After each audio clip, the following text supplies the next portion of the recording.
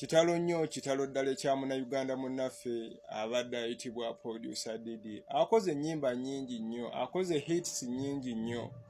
Naye lunaku olwaleero producer Didi avudde mu bulamu obw'ensi. Buli awagira omukulembeze waffe Kyagulanyi Ssentamu Robert na buli munapipo power wonna w'oli ngenda kukusaba onyigirize olugalo mweno video. TikTok egenda kube kuleetera abantu bonna b'ofollowinga obampeereko ka video kano. Ngenda twala omukisa guno okwebaza buli Munnayuganda wonna w'obadde ng'osabira producer Didi.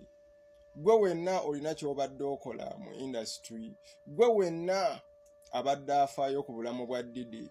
Mmwe mwenna Abannayuganda abagezezangako okumugamba nti mirempeke asigale nga mulamu. Tugenda twala omukisa guno okubeebaza nti mwebalire ddala. Naye agezezzaako okulwana at least asigale ng'akyali mulamu. Naye Mukama Katonda n'amujjulula olunaku olwaleero.